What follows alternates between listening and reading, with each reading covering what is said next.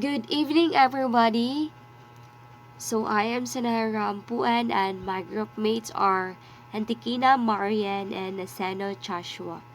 So for tonight, we're talking about historical foundations of education, and we chose to uh, screen recording because we don't have much resources. We don't have an extra phone to record our face while we are discussing. So anyways, let's proceed. So we're having an objectives. The first one is trace the evolution and development of the Philippine educational system in the historical and legal context. The next one is explain the legal development of Philippine educational system in the historical context. And the last one is distinguish and differentiate the evolution and development of Philippine educational system.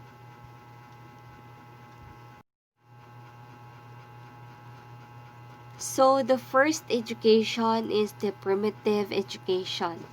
Life among primitive or tribal people was very simple compared with the complex life that people we have today. Their means of livelihood were hunting and gathering wild fruits and vegetables in the forest. There was no reading or writing during this time, and information was transmitted through word of mouth, songs, gestures, ceremonial rites, and the like. So this education was very simple. Uh, Man at this time were taught to hunt in the forest just like their fathers, while the female were taught to do the household chores at home. So at this the structure of this education was um, decentralized, unstructural, and very simple. Very simple to the point that reading and writing doesn't exist. So their aims of education is for security and survival.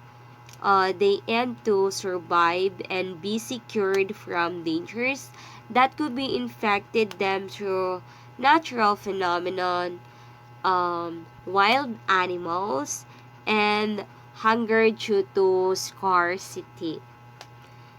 And the second one is conformity and preservation and transmission of traditions. So actually, there are many tribes at this time that every tribe has a different practices, but each tribe um, says that their tribe are better than the others. So that their traditions, their cultures, they want to preserve it and pass it to their grandchildrens into the next generations. So some of the characteristic of primitive culture are relatively simple, relatively narrow social and cultural contacts, extraordinary, conservative, and prone to superstitions because people at this time believe that or worship plants like stones, suns, and the others. They thought that their god was the three stones and the like.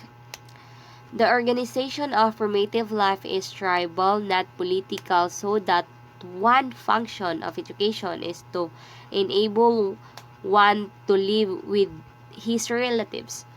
So for the sake of survival, um,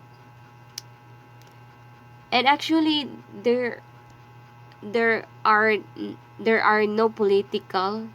Why? Because uh, the leader of their tribe are actually the eldest among the tribe. Yes, ang pinaka Sa tiguang, yung pinakatiguang sa tribe maoy serve as a leader. Then, absence from primitive cultures of reading and writing. Yes, absence of reading and writing. The next one is types of education. So, vocational includes learning the skills in procuring basic necessities of life, like hunting, constructing a hut, and etc. So, they are more on vocational, they are more on skills than academic, because they use these skills to hunt in the forest, to hunt wild animals. Then they are also religious, consistent in learning how to participate in ritualistic practices to please or to appease the unseen spirits roaming around. So they are very religious. They are afraid, I think, with the unseen spirits. That's why they have a ritualistic practices.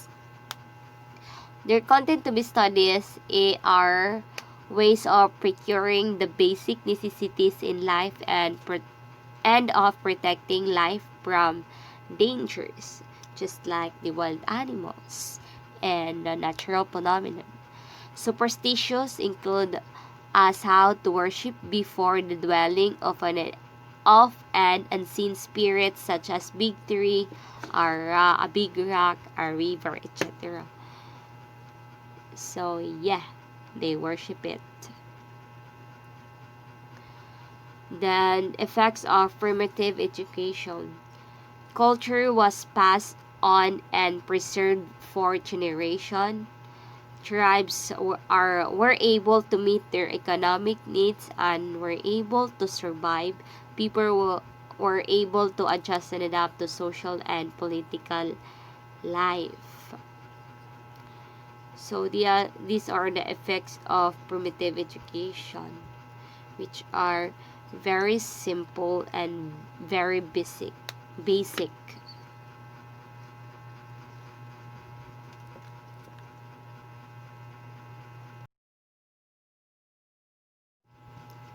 For the second one, we have Egyptian education. Egypt, the gift of the Nile, is situated in the northern part of the African continent. Ancient Egypt was a desert country watered only by the Nile River, which flooded the country from August to October, leaving behind a very rich black earth. The government of Egypt was autocratic, which meaning ruled by a king called Pharaoh, who had absolute power. So at this time, the river Nile plays a very important role that give significance to the people. The aims of Egyptian education are training of scribes, person who copies out documents, or the person who already finished the school, religious, utilitarian, that is something useful or functional, and preservation of cultural patterns. Their types of education were religious, vocational, military education, public administration, priesthood education, home arts education. So, the education at this time was far different from primitive time, because at this time the school was already existed, and there was a teacher, there was a reading and writing, which is something structural than primitive education. Content to be studied: reading, writing, and language, religious and secular literature, artistry in metals and lapidary. Since they are near in a river, they have to invent metals for the irrigation of the water. Mathematics, especially geometry and surveying, were studied due to the frequent inundations of their field, which washed away the landmarks which had to be replaced. So, due to natural phenomenon, maybe their field was washed away, so they have to invent this geometry in order to replace it. Then the last one, or the fifth one, is subjects in astronomy, engineering, architecture, physics, medicine, embalming, dentistry, and law were taught in the temple schools by the priest. So the teachers at this time were priests, and not all the people can enter this school, because if you're enrolled at that time, maybe you are a rich, because not everyone can afford the schools, just like today. So but unlike today, we have a public schools and private schools. So anyways, music, dancing, playing the harp, cymbals, drum, lyre, guitar, tambourine, and clapping to rhythm. So look how amazing and how it evolved from primitive to Egyptian. People during this time were able to learn the different instruments, play instruments. Sports, games, and physical education with swimming, since they are near in a river, as what I've said, wrestling, archery, and hunting and fishing taken as vocations. So it was taken as professions and vocations, or either profession or hobby.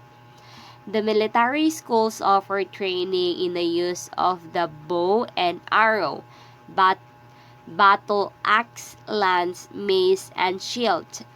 Egypt became a military power in the ancient world from 1600 to 1400 BC or before Christ.